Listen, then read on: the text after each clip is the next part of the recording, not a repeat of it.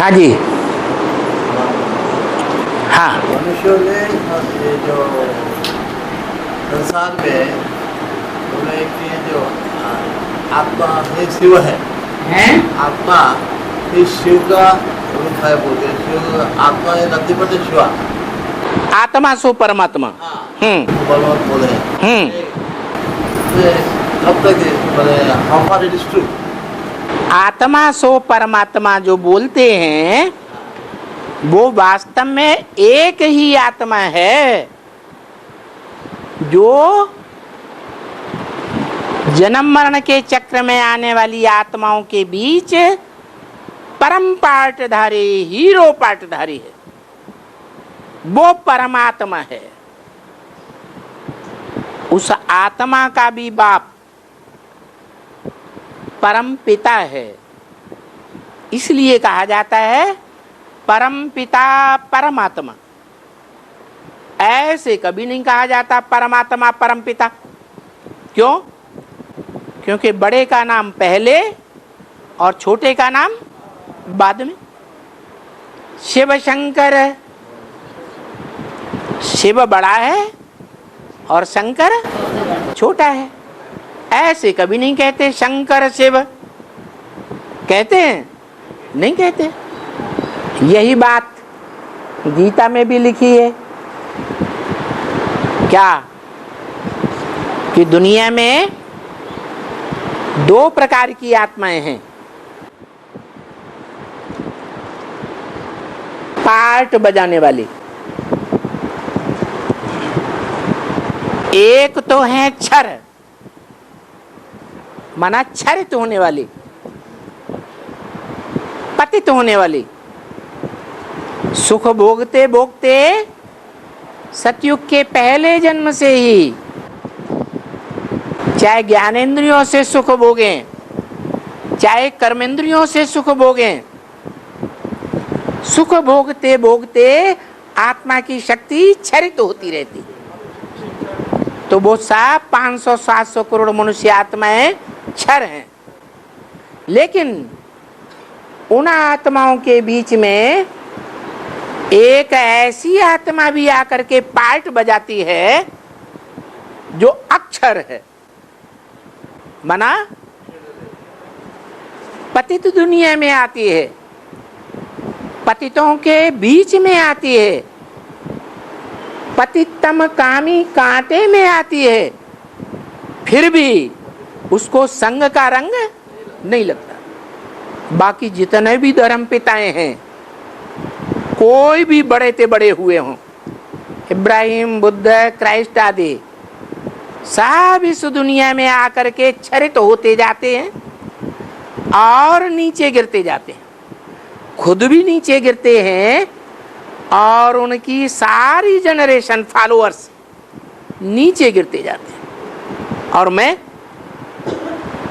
मना शिव ऐसी अक्षर आत्मा है कि पतित दुनिया में आने के बावजूद भी, पतितों के बीच में आने के बावजूद भी,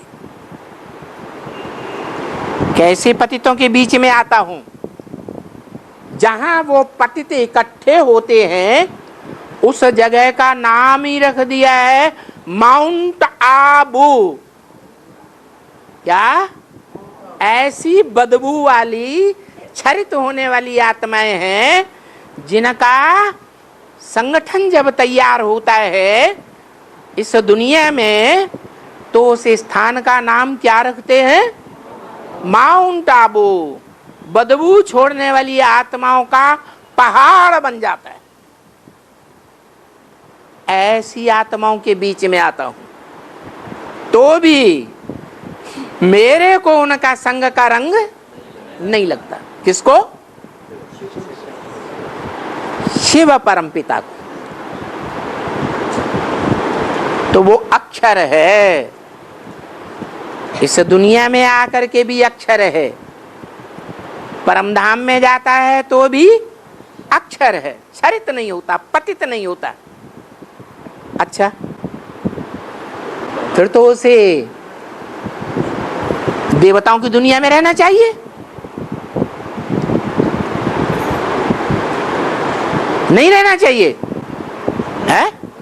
रहना चाहिए। अरे वो भोगता है या अभोक्ता है? अगर भोगेगा सुख और दुख तो क्षरित भी होगा। जैसे और आत्माएं सुख दुख भोगती हैं तो क्षरित होती हैं, पतित होती हैं, लेकिन वो सुप्रीम सोल भोगता नहीं है। इस दुनिया में आता है, पतित तन में आता है, पतित तन की इंद्रियों से काम भी करता है, लेकिन पतित नहीं होता। क्यों नहीं पतित होता? क्योंकि अभोक्ता है।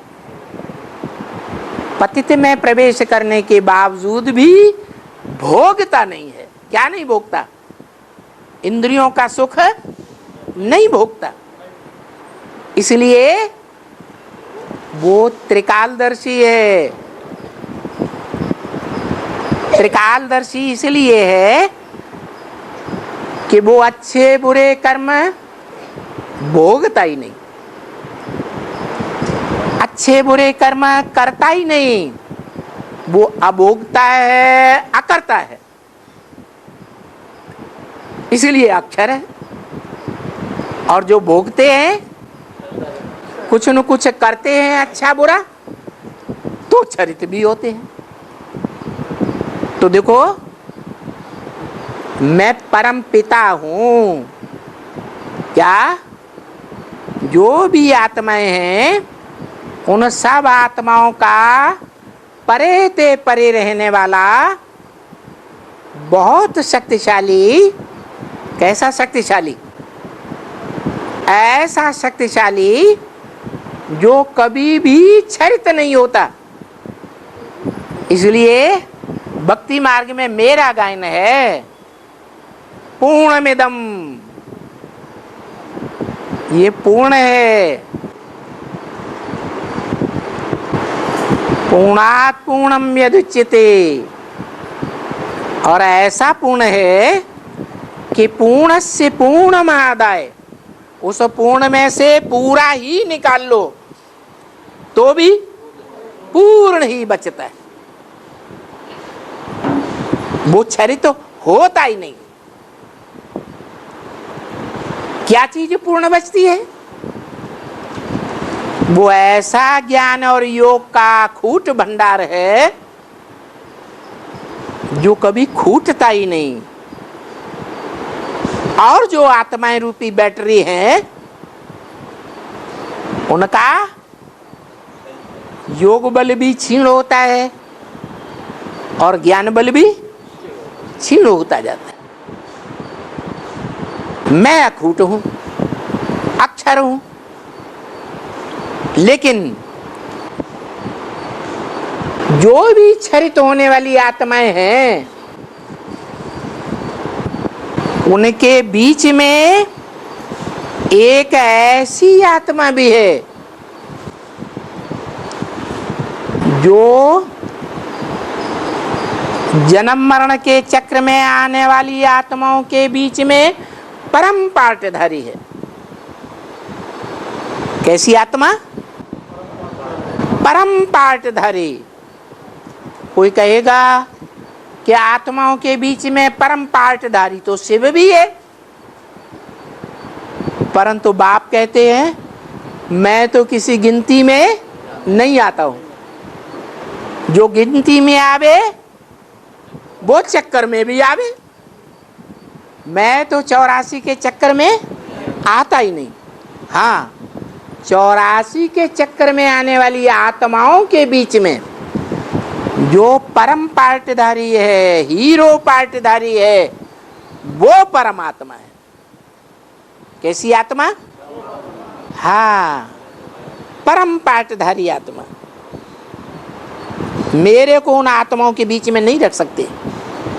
मैं हीरो पार्टधारी नहीं हूं इस दुनिया में। इसलिए बाप बोलते हैं कि इस सृष्टि पर सदा कायम कोई चीज है ही नहीं, सदा कायम एक शिव बाबा ही है। क्या? जिसे तुम शिव बाबा कहते हो, मुझे तुम बाबा नहीं कह सकते। कब? जब मैं परम धाम में बैठा हूं तो मैं आत्माओं का बाप हूं या आत्माओं का बाबा हूं? ग्रैंडफादर, बाप हूं। तुम आत्माओं के साथ मेरा सिर्फ बाप और बच्चे का संबंध है, बच्ची का भी संबंध नहीं। भाई भाई तुम सब आत्माएं भाई भाई हो। मैं तुम्हारा बाप हूं। फिर जब परमधाम छोड़ करके इस सृष्टि पर आता हूं तो जिस मनुष्य तन में प्रवेश करता हूं उसके साथ तुम बच्चों के अनेक संबंध बन जाते हैं। मैं बाप भी हूं, टीचर भी हूं, सदगुरु भी हूं, साजन भी बनता हूं, सजनी भी बनता हूं, मैं सब कुछ हूं, सब संबंध। लेकिन परमधाम में मैं सिर्फ तुम्हारा बाप। तो मुझे कहेंगे शिव बाप। क्या? शिव बाप। जब साकार मनुष्य तन में आता हूं तो शिव बाबा। तो शिव बाप इस सृष्टि पर सदा कायम नहीं है। कौन सदा कायम है? शिव बाबा इस सृष्टि पर सदा कायम है।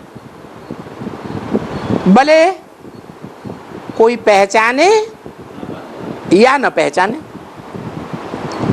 84 जन्मों में सदा कायम होने के बावजूद भी कोई पहचान भी जाते हैं। कैसे? कैसे पहचान जाते हैं? 8 आत्माएं तो ऐसी हैं, अष्टदेव जिन्हें कहा जाता है, वो जन्म जन्मांतर शिव बाबा के साथ ही रहती है। क्या? साथ ही रहती है। सिर्फ अंतिम जन्म में माया उनको भी अपना बना लेती है, नीचे गिरा देती है। क्योंकि अगर अंतिम जन्म में नीचे न गिराए तो जो नीचे नहीं गिरेगा वो ऊपर भी नहीं उठेगा। इसलिए कुछ आत्माएं हैं जो जन्म जन्मांतर मेरे को पहचानती है शिव बाबा के रूप में, और साथ छोड़ती नहीं है। तो उस आत्मा को कहा जाता है शिव बाबा या परमात्मा। गीता में भी कहा है। तीसरी और भी एक आत्मा है, परमात्मा इति उदाहरत है, जिसे परमात्मा कहा जाता है। परम पिता नहीं, क्योंकि उस आत्मा का भी बाप परम पिता शिव है। क्या? शिव बाप। इसलिए शिव शंकर कहा जाता है। नाम शंकर बाद में क्यों दिया? 33 करोड़ देवताओं में से किसी देवता का नाम क्यों नहीं दे दिया? 500-700 करोड़ मनुष्यों में से किसी का नाम क्यों नहीं दिया?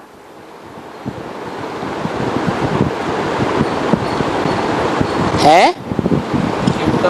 क्योंकि आत्माओं के बीच में, जन्म मरण के चक्र में आने वाली आत्माओं के बीच में एक वही आत्मा है जो इस सृष्टि पर सदा कायम है। कौन आत्मा है? शंकर जिसे नाम कहा जाता है, और उसी आत्मा का नाम मेरे साथ जोड़ा जाता है, और कोई भी आत्मा का नाम मेरे साथ नहीं जुड़ता। जो त्रिदेव हैं, जिन 3 देवताओं के साथ ही मैं इस सृष्टि पर आता हूं, उनमें से भी ब्रह्मा का नाम मेरे साथ नहीं जोड़ा जाता, विष्णु का नाम भी मेरे साथ नहीं जुड़ता, सिर्फ शंकर का नाम मेरे साथ जोड़ा जाता है। इसलिए भारत में भी परंपरा है, कोई कंपनी बनाते हैं तो बाप का नाम देते हैं और लिख देते हैं एंड सन्स कंपनी। बाप अगर शरीर छोड़ता भी है तो जो बाप के बच्चे हैं उनमें जो बड़ा बच्चा होता है उसके नाम से वो नाम ऐड कर दिया जाता है, क्योंकि भारत में बड़े भाई को बाप समान मानते हैं। और सच्युग में बाप का राज्य है,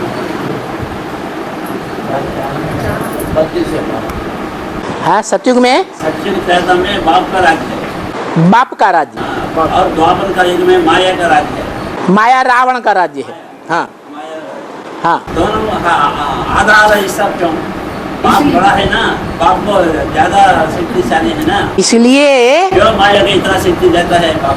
हाँ, इतना शक्ति नहीं जाता है जितना बाप की शक्ति है, क्योंकि बाप माया के ऊपर विजयी होता है या माया रावण बाप के ऊपर विजयी होता है? माया रावण बाप के ऊपर विजय होता है। माया रावण विजयी होता है। बाप बड़ा है ना, बाप आए, माया रावण से युद्ध होता है।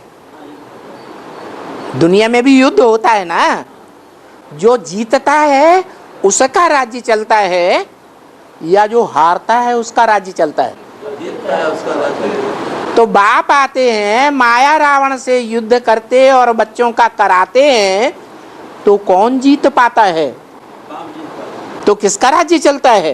बाप का राज्य। बाप का राज्य। तो बाप के राज्य के मुकाबले माया को पहले कैसे रखेंगे?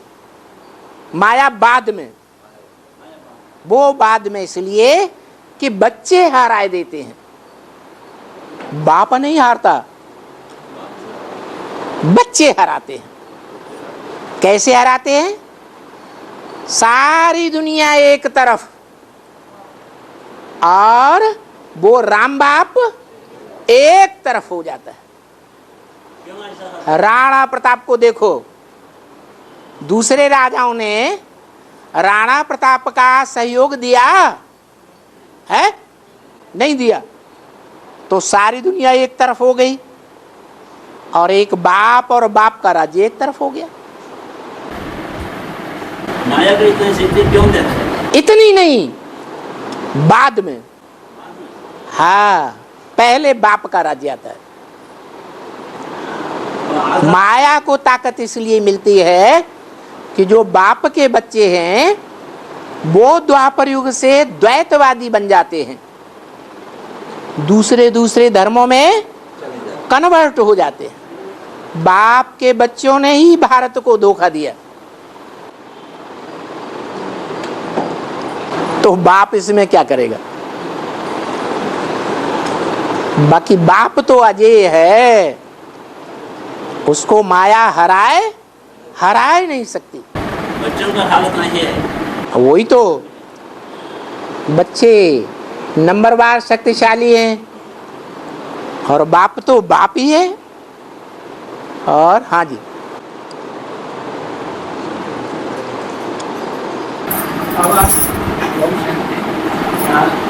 इस समय में हिंदू मुस्लिम भाई थे ना, इस समय में कृष्ण महात्मा थोड़ा गलत पाव लड़े है ना, पाव लड़े। इस समय में मुस्लिम महात्मा का बच्चा को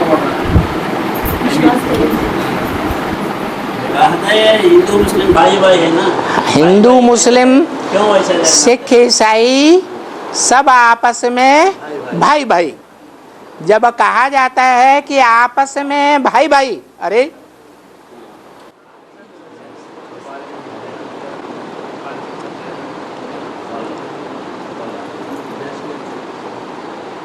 इस ही समय में बहुत जरूरी और मुस्लिम आपको शास्त्र है और ये जगते जब से जाओ बड़ी और सब होता है और ये कहते हैं हाँ ठीक है हाँ, वो बोलते हैं कि अभी जो सिचुएशन ऐसी है, सिचुएशन की परिस्थिति ऐसी है हाँ। कि हम जो मुस्लिम आत्माएं हैं उनको अपने ओम शांति के बारे में कुछ भी बता सकते हैं कि नहीं सकते? बताओ। लेकिन वो जो अपने धर्म के पक्के होते हैं वो किसी की बात सुनते ही नहीं। जो क्रिश्चियंस अपने धर्म के पक्के हैं वो किसी की बात नहीं सुनेंगे। ये तो हिंदू हैं, भारतवासी हैं, जो सबकी सुनी सुनाई बातों पर विश्वास कर लेते हैं। जो गुरु आया उसने जो सुनाया सत्य वचन महाराज, ठीक है कृपा निधान, सत्य है दया निधान। हमारे बात सुनते हैं वो दूसरे धर्म वाले अपने धर्म पिता की बात मानेंगे, दूसरों की बातें नहीं मानेंगे। ये तो वो हैं जो हिंदू धर्म से और धर्मों में कन्वर्ट हो गए थे। वही और धर्मों में कन्वर्ट होने वाले अभी आकर के ब्राह्मण बने हैं नौकरियों के। आत्मा बाहर काम करते हैं बाबा हैं, बाहर तो दुबई में काम करके वापस आए हैं। ये समय में बोलते हैं तो नहीं बोलता है బయట దేశాల్లో వచ్చేసి వచ్చాడు ముస్లిం వచ్చిన అతనికి సాయంత్రం ఉంటాయి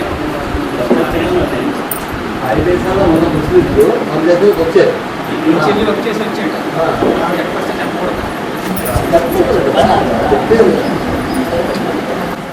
जो अभी बोला दोबारा वही रिपीट कर रहा। अच्छा, और ఆత్మ ఈ శరీరంలో ఉన్నప్పుడు శరీరం విడిచిన తర్వాత కూడా నేను ఈ శరీరం ఉంటే నా వల్ల స్పృహ ఆత్మ ఉంటుంటాను। और जो बोलते हैं जब आप पूरी बात कह लेने दो, और कुछ कहना चाहते हैं? हाँ, आत्मा से जब शरीर से जब आत्मा छूट चली जाती है और बाहर में जब देखती है मैं आत्मा निकल जा रहे है? शरीर छोड़ने के बाद आत्मा को श्रुति होती है नहीं? आत्मा देखती है कि नहीं अपने शव को? उसको आंखें हैं ही नहीं तो देखेगी कहाँ से? चलने लेने से आत्मा लगा तो उसने बॉडी। अरे शिव बाप इस सृष्टि पर आते हैं, जब तक शरीर धारण नहीं करेंगे तो बच्चों को कैसे देखेंगे, बच्चों की बात कैसे सुनेंगे? मुख धारण नहीं करेंगे तो मुख से बोलेंगे कैसे अपनी बात? आत्मा को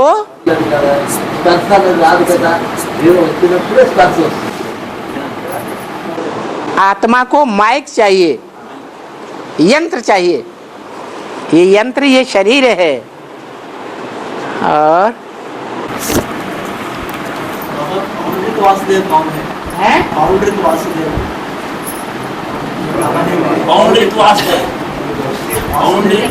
कौन है? पौंड्रिक कृष्ण। वासुदेव वासुदेव पौंड्रिक वासुदेव माने डुप्लीकेट कृष्ण। क्या? डुप्लीकेट कृष्ण। अभी ब्राह्मणों की दुनिया में डुप्लीकेट कृष्ण कौन है? सतयुग का कृष्ण है या संगम युग का कृष्ण है? सतयुग का कृष्ण डुप्लीकेट कृष्ण है। और प्रजापिता और प्रजापति दोनों का अंतर क्या? पिता पहले होता है जन्मदाता या पति पहले होता है? तो जब शिव बाप इस सृष्टि पर आते हैं और जिस मनुष्य के द्वारा ज्ञान का बीज डालते हैं तो प्रजापिता है।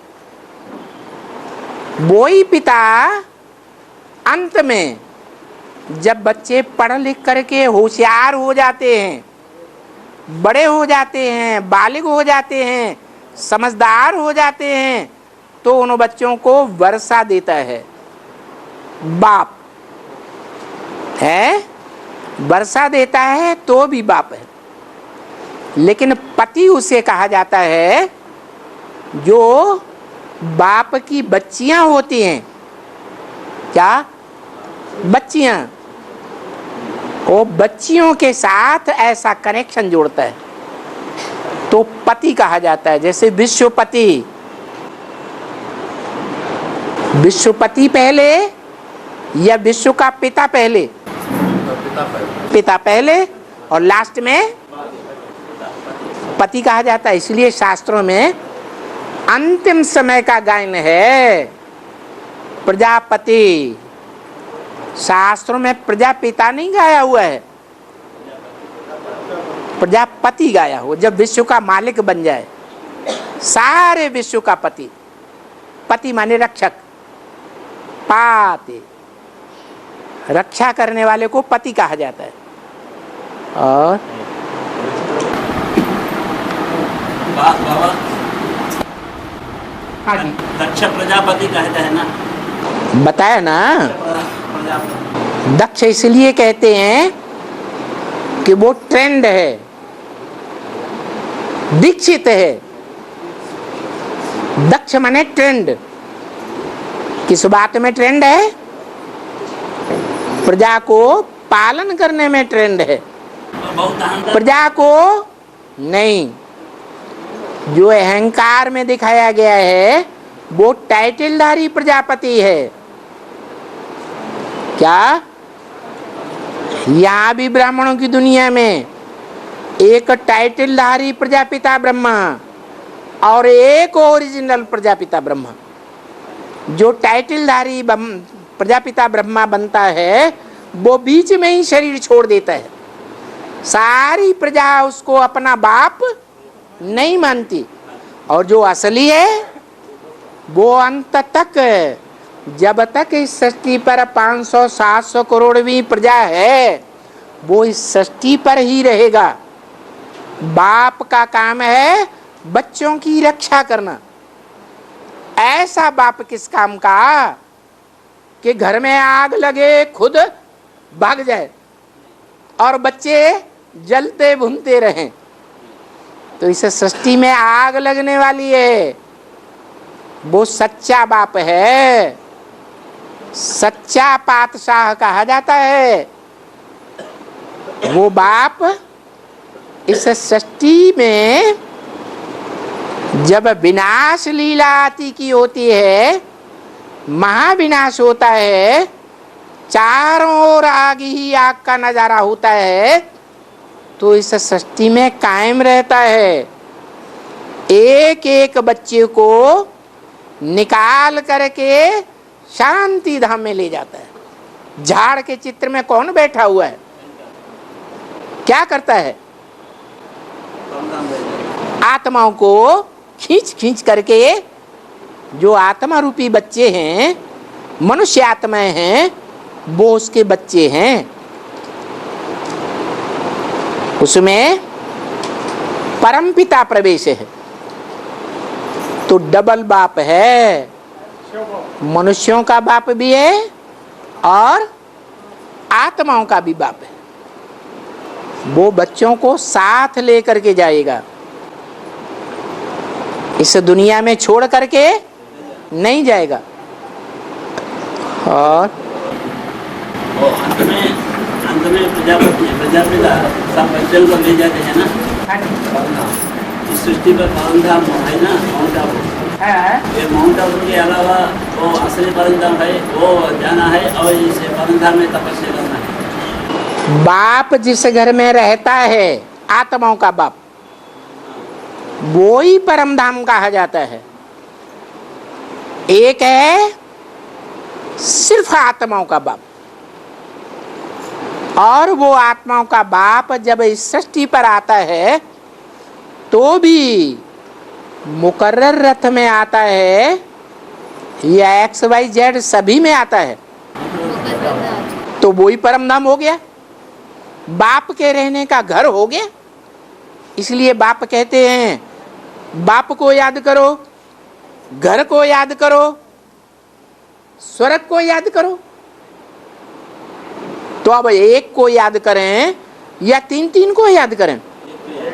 माने जिस तन में आता है वो घर भी है बाप का, दूसरा कोई घर नहीं है शरीर रूपी, मुकर्रर रत है। और वो जो घर भी है वो स्वर्ग भी है, क्योंकि बाप के पास जो रहेंगे याद में बुद्धि से, वो सुखी रहेंगे या दुखी रहेंगे? स्व स्थिति में रहेंगे तो स्वर्ग में रहेंगे या नरक में रहेंगे? स्वर्ग में रहेंगे। बाप तो कहते हैं बच्चे ये संगम युग सारा ही मौजों का युग है, लेकिन कब? जब बाप के घर में हम बैठे, बाप की याद में रहें। बाप का घर है इस संसार में साकार या निराकार? साकार में है तो घर भी है, स्वर्ग भी है।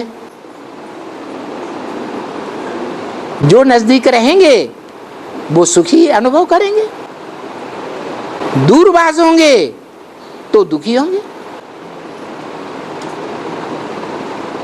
और माउंट आबू ज्यादा वो किसी बंधन में जाने से है अंत में माउंट आबू में सब इकट्ठा ऑर्डर देना है ना, जो आदमी अंत में सो अंत में। हाँ, बाबा कहते हैं जब विनाश होने के बाद जब शरीर भाव में तप हो जाएंगे तो कि जिनका पूछना पूरा नहीं हुआ उनको तपस्या करना है। 18 वर्ष जब सत्युग में देववान ही नहीं होगा तो तपस्या क्यों होगा? मतलब भारत में दब जाने के बाद भी विनाश होने के बाद भारत में दब जाते हैं। विनाश होने के बाद बर्फ में कौन दब जाता है? आत्मा दब जाती है या शरीर दब जाता है? आपका ध्यान शरीर के ऊपर है या आत्मा के ऊपर है? तो आत्मा जब बाप के घर से आएगी तो सत्व प्रधान दुनिया में आएगी, सत्व प्रधान 5 तत्वों के बीच में आएगी या तमो प्रधान तत्वों के बीच में आएगी? फिर हाँ, उस समय सारी दुनिया सत्व प्रधान होगी। तुम बच्चे योग बल से 5 तत्वों को भी सत्व प्रधान बनाते हो।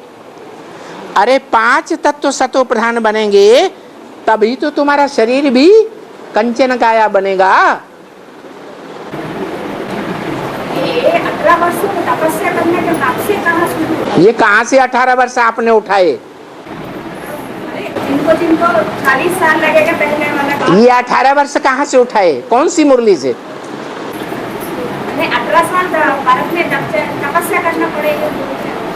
तपस्या अभी नहीं कर रहे हैं। बाबा ने कहा अपन को आत्मा समझना यही तपस्या है। क्या? आत्मा समझेंगे तो देह का सुख अनुभव नहीं होगा। कब से लागू करें? अरे जब से बाप को याद करते हैं तब से ही हमारी तपस्या है। बाप को याद ही तब करेंगे जब अपन को आत्मा समझेंगे। आत्मा को समझना ही यही तपस्या है हमारी। और क्या है स्वत्व तत्व। तत्व कहते हैं सार को। क्या? सार को। इस सृष्टि में 5 एलिमेंट जो हैं वो ही सत्व हैं, तत्व हैं। पृथ्वी, जल, वायु, अग्नि और आकाश।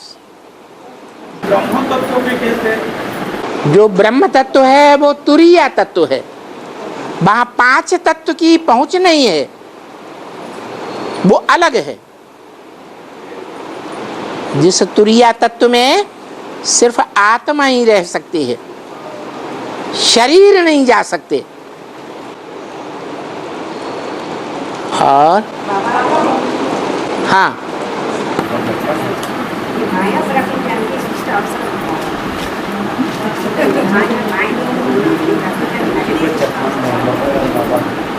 माया दुनिया में सब लोग है। ये दुनिया सब माया दुनिया हो गया है। ये माया दुनिया में सब लोग रहना जरूरी है क्या? माया की दुनिया में रहना जरूरी है, माना शरीर नहीं चाहिए। माया सृष्टि, माया माने क्या? आया, माया का मतलब ना आया होता तो अच्छा था, लेकिन ये आता है। कब आता है? जब द्वैतवादी दुनिया बनती है तो माया आती है। सतयुग में द्वैतवाद नहीं था, देवताएं अद्वैत थे, एक धर्म, दूसरा कुछ था ही नहीं। एक भाषा, दूसरी भाषा थी ही नहीं। एक मत, दूसरा मत था ही नहीं। एक राज्य, दूसरा राज्य था ही नहीं। एक राजा, दो राजाएं होते ही नहीं। ये द्वैत भाव जो है वो ही माया का रूप है। देखो, इस शरीर में कहते हैं चारों ही युग समय हुए।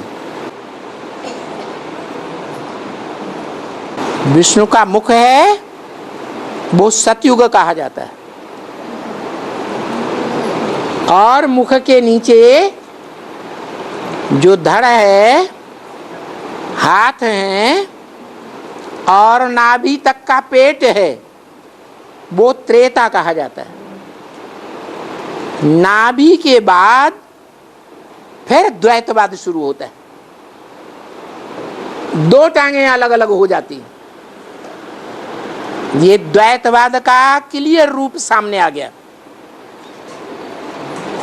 फिर जो घुटने हैं उनके नीचे जो स्वरूप है वो कलह युग है। सारा पापों का बोझ कलयुग में जाकर के गिरता है। कलयुग के बाद एड़ी है, वो कलयुग का अंतिम हिस्सा है जो संगम में ऐड होता है। एड़ी से लेकर के चोटी तक, ब्राह्मणों की चोटी गाई हुई है ना, तो एड़ी से लेकर के चोटी तक ये सारा संगम है।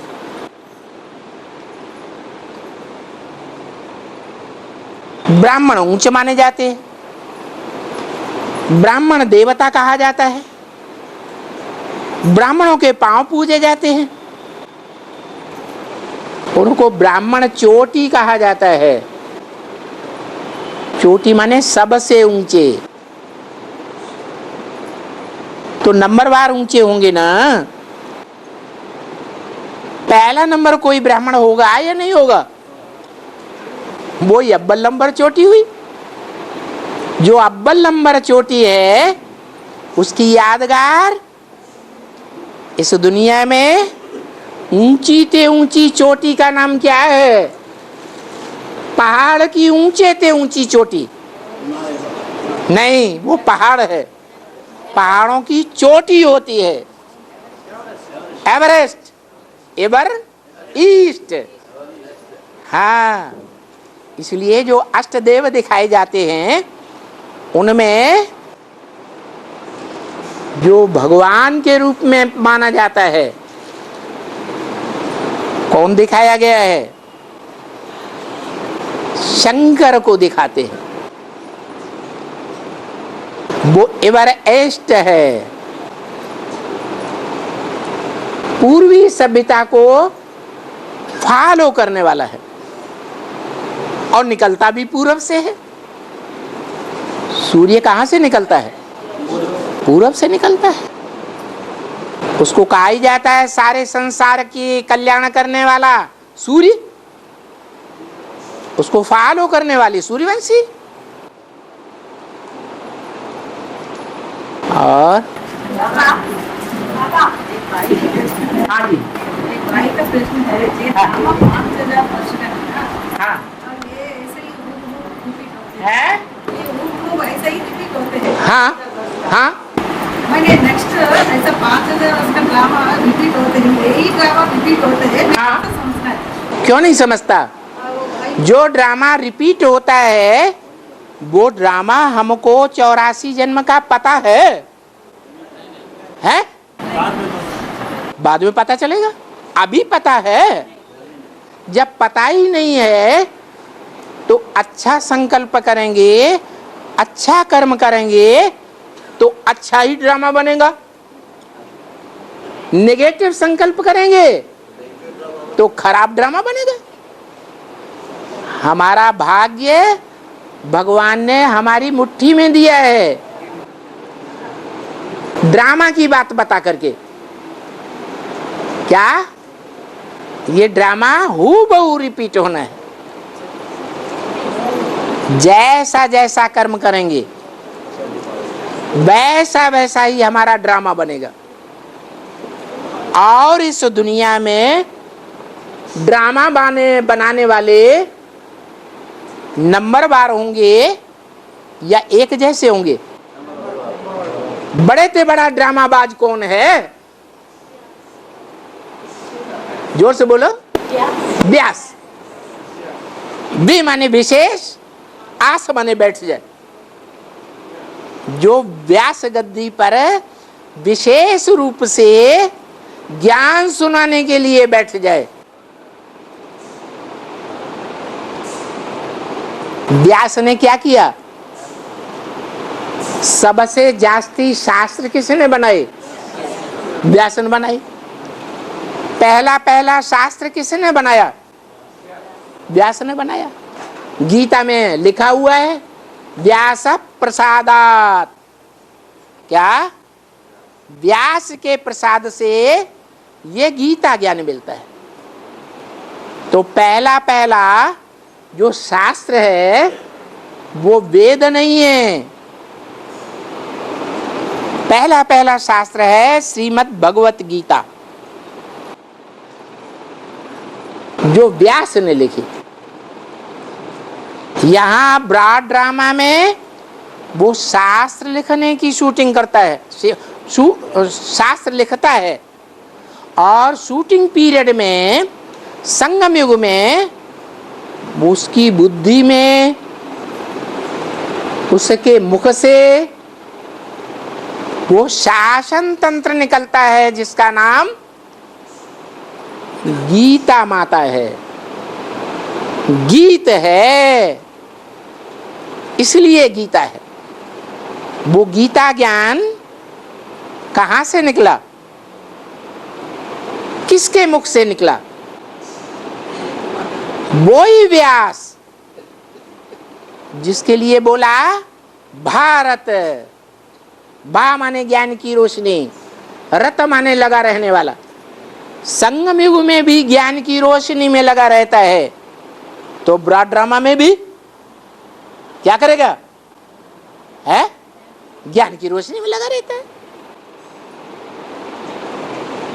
वो है बड़े से बड़ा ड्रामाबाज। अच्छा ड्रामा बनाएगा या खराब ड्रामा बनाएगा अपने लिए? अच्छा ड्रामा बनाता है। अच्छा ड्रामा कैसे बनता है? अपनी आत्मा के लिए बुरा ड्रामा कैसे बनता है? है आप जो कर्म करते हैं कर्म के हिसाब से कर्म कौन सिखाता है? बुद्धि से करते हैं। अपनी बुद्धि से कर्म होते हैं,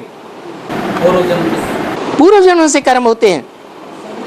संगम युग में बाप आकर के कर्म कर्म विकर्म की गति समझाते हैं गीता ज्ञान के द्वारा।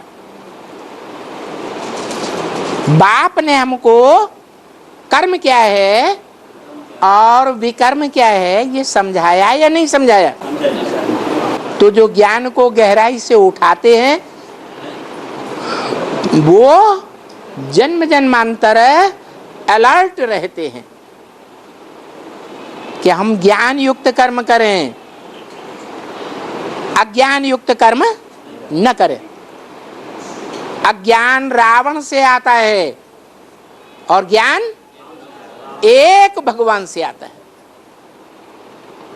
तो भगवान जो रास्ता बताते हैं उस रास्ते पर जो चलते हैं, तन मन से, धन से, समय, संपर्क, संबंध की पूरी बाजी लगाकर जो चलते हैं वो ज्यादा सुखी रहेंगे या दुखी रहेंगे? ज्यादा सुखी रहेंगे। और 40 साल का संगम ये भी शूटिंग होती है 76 तक, उसमें सत्य भी शूटिंग भी साथ होती है। क्या वो 60-61 से 40 वर्ष 40 साल का संगम की शूटिंग होती है ना 76 तक। संगम युग की शूटिंग सिर्फ 40 साल होती है, 100 साल नहीं होती है। सत्य की शूटिंग होती है ना 40 साल का। सतयुग की शूटिंग का मतलब है कि सत्वगुण में टिकने वाली जो आत्माएं हैं 10 करोड़, वो 2 करोड़, वो 2 करोड़ आत्माएं ज्ञान में जब तक आती हैं तब तक सतयुग की शूटिंग होती है। सन 73 में जो ज्ञानामृत पत्रिका निकली उसमें लिखा हुआ है कि अब तक 1 करोड़ मनुष्य आत्माओं को संदेश मिला।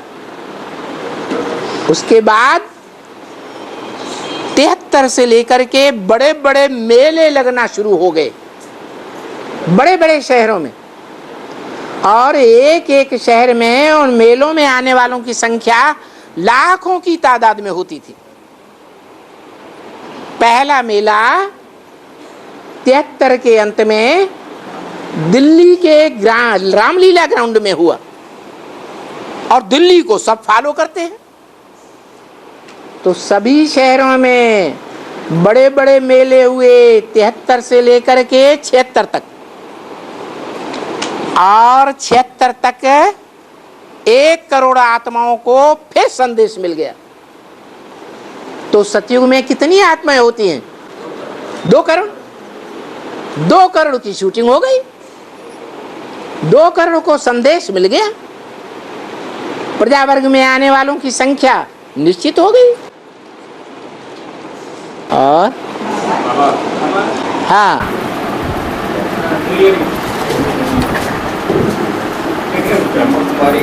బ్రహ్మకుమారి శంకర్లోని బుద్ధార్థాదిలోనే ఏ ఆత్మ ప్రవేశిస్తుంది? బ్రహ్మబాబు ప్రవేశిస్తున్నారా? ప్రతి లింగంలోనూ ఇది కార్యకి ఇస్తున్నారు కదా, మరి ఏ విధంగా ఇస్తున్నారు? ఎవరు సూక్ష్మాత్మకు వెళ్ళి ఇది కార్యకి ఇస్తున్నారు? కార్యకి తీసుకొస్తున్నారు, బుద్ధార్థాన్ని తీసుకొస్తున్నారా, నాకు జానగిదాన్ని తీసుకొస్తున్నారా, నాకు రమేష్పై తీసుకొస్తున్నారా, సురాజుపై తీసుకొస్తున్నారు? ఒకవేళ తీసుకొస్తే సూక్ష్మ శరీరంలో ఉన్న ఏ ఆత్మ వెళ్ళి మాట్లాడగలదా? बोल दो, पूरा हो गया। हाँ, क्या बोला? दादी में हाँ ब्रह्म बाबा प्रवेश करते हैं ना, हाँ जी, वो तारीख सब बताते हैं ना, निश्चित हो जाती है। वो कौन बताते हैं? ब्रह्म बाबा बताते हैं, और सूक्ष्म ध्यान की तरह दुनिया में भी जो औलिया होते हैं वो औलिया बताते हैं कि वो भूत आत्मा कब आवेगी, प्रेत आत्मा कब आवेगी। उनको वो प्रेत आत्मा ही बताती है, और जब बताती है तो वो अपने भक्तों को बता देता है कि इस दिन आना तो तुम्हारी बीमारियां ठीक करेंगे। ये भी भूत आत्मा है। भूत माने सूक्ष्म शरीरधारी ब्रह्मा। तो ब्रह्मा वाली आत्मा का जो प्रभाव है वो कोई के ऊपर विशेष होगा या नहीं होगा? है। तो जिसके ऊपर ज्यादा प्रभाव था, ज्यादा आकर्षण था, उसी में आना शुरू कर दिया। मुरली में आया है। गुलजार दादी पहले बच्ची थी, बहुत आकर्षक बच्ची थी। ब्रह्मा बाबा उसे बार बार अपनी ओर बुलाते थे और वो भाग जाती थी, कभी बाबा के नजदीक नहीं आई। फिर जब कमला नगर सेंटर खुला तब तक वो नौजवान हो गई, और कमला नगर जो पहला सेंटर दिल्ली का खुला उसमें जगदीश भाई के साथ उसे सेवा करने के लिए कमला नगर सेंटर में भेज दिया, गुलजार दादी को। और लंबे समय तक सेवा चलती रही बेसिक ज्ञान की। तो बाबा के आकर्षण में नहीं आई, बाबा का एक तरफा प्यार उस बच्ची की तरफ रहा या नहीं रहा। जीवन भर जब उस बच्ची के प्रति प्यार रहा और बाबा ने अचानक शरीर छोड़ दिया तो ब्रह्मा वाली आत्मा स्वतंत्र हो गई शरीर से या बंधन में रही? स्वतंत्र हो गई और वो गुलजार दादी में प्रवेश करने लगी, आकुपाई कर लिया। तो ऐसे ही है,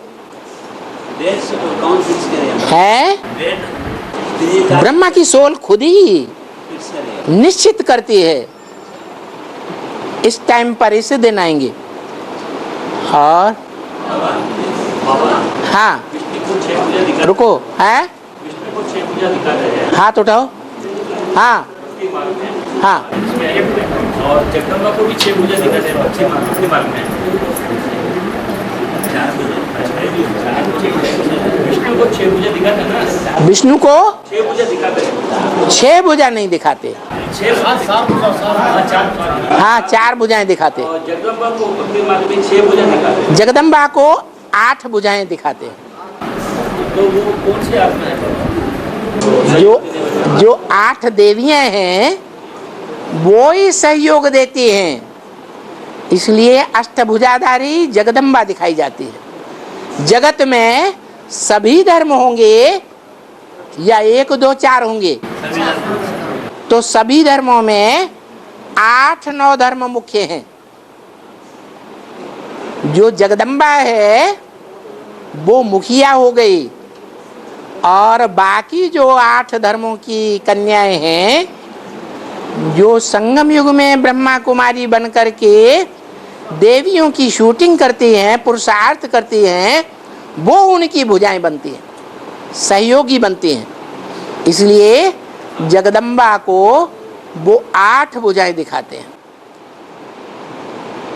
9 देवियों की पूजा होती है ना, तो एक जगदम्बा और 8 सहयोगी शक्तियां वो भुजा के रूप में दिखाई जाती है। और विनाश के कुछ दिनों के पहले बाप परमधाम जाता है ना,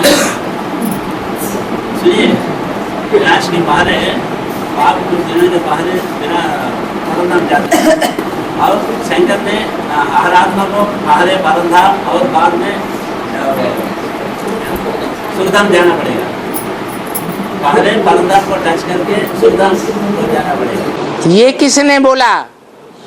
जब तक जीना है, विनाश के बाद जब तक जीना है तब तक पीना है। मना देह भान में जब तक जिएंगे तब तक ज्ञान जल पीते रहेंगे। तो देह भान में 1 मिनट, देह भान में कब तक जीते रहेंगे? 4.5 लाख बीज हैं, सारी दुनिया के 4.5 लाख बीज हैं, या सिर्फ सूर्यवंश के बीज हैं? सारी दुनिया के बीज। और सारी दुनिया को 36 तक बाप को पहचानना है या पहले ही पहचान जाएंगे? तो वो बीज रूप आत्माएं जो बाप के रूप में हैं, अंतिम बीज रूप हैं, वो वहां तक अपना पार्ट बजाएंगे। वो प्रजा वर्ग की चौथे किस्म की आत्माएं, कोई फर्स्ट क्लास प्रजा, कोई सेकंड क्लास प्रजा, कोई थर्ड क्लास, कोई फोर्थ क्लास। तो फोर्थ क्लास प्रजा की लिस्ट में जो आने वाले 4.5 लाख में है, वो अंतिम विनाश तक संपूर्ण बनते रहेंगे। और जब संपूर्ण बनेंगे तो अपने फॉलोअर्स को निकालेंगे।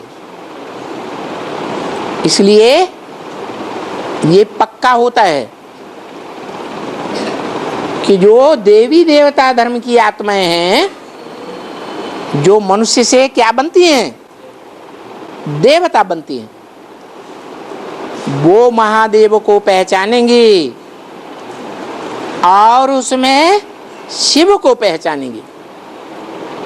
बाकी जो द्वापर युग से आने वाली आत्माएं हैं, वो निराकार शिव परमात्मा को निराकार के रूप में ही देखेंगी, मानेंगी, या साकार रूप में मानेंगी, निराकार रूप में मानेंगी।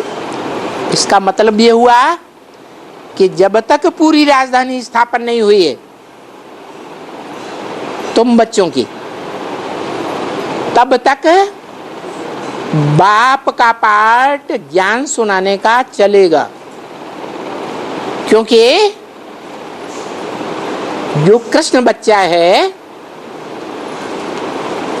वो कब बुद्धि में ये बात बैठाता है कि गीता का भगवान मैं नहीं हूं, 18 में। और जब बुद्धि में ये बात बैठती है कि मैं गीता का भगवान नहीं हूं, तो पुरुषार्थ चलता रहेगा या खत्म हो जाएगा? चलता रहेगा। और तब तक चलता रहेगा जब तक वो आत्मा पूरा एडवांस ज्ञान प्रैक्टिकल जीवन में धारण न कर ले। उस बच्चे की ये शिफ्ट है कि वो राम का सहयोगी सबसे बड़ा बनता है और रावण राज्य का विनाश में सहयोगी बनता है। जब रावण राज्य का विनाश होता है तो उस समय पूरी राजधानी तैयार हो जाती है।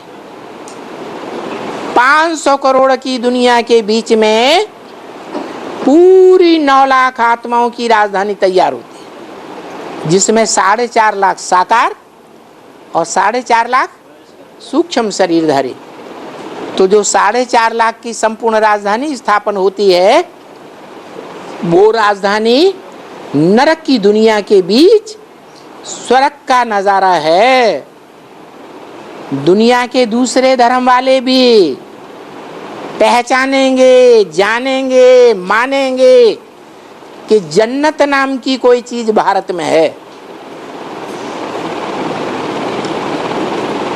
मुसलमान लोग मानेंगे और क्रिश्चियंस भी मानेंगे कि पैराडाइज नाम की कोई चीज भारत में है, जहां लॉर्ड कृष्ण का राज्य है, संगमयुगी कृष्ण का राज्य। तो जब बच्चा और बाप दोनों ही संपन्न बन गए, सृष्टि का पहला पत्ता, उस पहले पत्ते को जन्म देने वाला बीज बाप, दोनों ही संपन्न बन गए, बाप समान बन गए, तो शिव ज्योति बिंदु की इस दुनिया में जरूरत है? जरूरत नहीं। बाकी जो द्वापर युग से उतरने वाली आत्माएं हैं, वो तो साकार में निराकार को तब मानेंगी जब विनाश का डंडा उनके ऊपर बजेगा। डंडे से भूत भाग जाते हैं, ऐसे ही है। वो दूसरे धर्म की आत्माएं सहज मानने वाली नहीं है। वो निराकार को बिंदु रूप में याद भी नहीं कर सकती। निराकार को याद करना सहज या साकार में निराकार को याद करना सहज? तो वो जो आत्माएं द्वापर के आदि से ही षष्ठी पर उतरती हैं, वो निराकार को मानती तो हैं, लेकिन निराकारी स्टेज में टिक नहीं सकती। ये शूटिंग यही होती है। सारी दुनिया उस विश्व पिता को मानेगी, और मानेगी भी तो याद भी उसी को करेगी। इसलिए कहा जाता है सबका दाता राम। मना 500 करोड़ जो भी मनुष्यों की सृष्टि है, उनमें चाहे इस्लाम धर्म की आत्माएं हों, चाहे क्रिश्चियन धर्म की आत्माएं हों, सब धर्मों की जो भी देह अभिमानी आत्माएं हैं, आत्म की स्थिति को नहीं प्राप्त करती हैं, इसलिए स्वर्ग में नहीं आती हैं। वो देह अभिमानी आत्माएं जब तक धर्म पिताओं की धारणाओं को फॉलो करती हैं, और फॉलो करते करते उनकी संख्या लाखों की तादाद में हो जाती है, तब राम वाली आत्मा और उनका ग्रुप उनके बीच में आकर के जन्म लेता है और उनके राज्य की स्थापना करता है। क्या निराकार बाप से किसको वर्षा मिलता है? उन आत्माओं को वर्षा मिलता है जो निराकारी स्टेज में टिक जाती हैं, और जो निराकारी स्टेज में टिकते ही नहीं, उनको साकार बाप से वर्षा मिलता है। उनकी राजाई शिव बाप स्थापन नहीं करते। कौन स्थापन करता है? प्रजापिता और उसका ग्रुप स्थापन करते हैं। इसलिए भक्ति मार्ग में कहते हैं सबका दाता राम। चाहे कोई भी धर्म का हो, उन सब धर्म वालों को मनुष्य सृष्टि का जो पिता है, उससे राजाई का वर्षा मिलता है। ओम शांति।